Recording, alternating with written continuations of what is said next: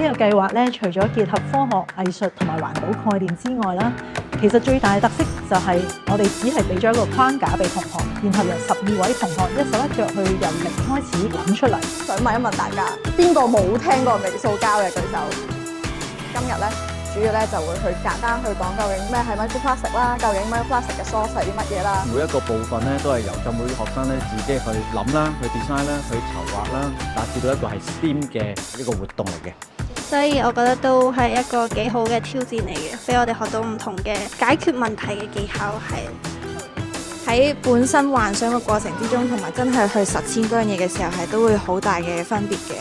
學到好多嘢咯。生活中真係有好多微塑膠，以後可能返到屋企會叫屋企人少啲買咯咁樣。Through our experience, we learn and we let other people know about this thing too. So it's good for us and good for others too.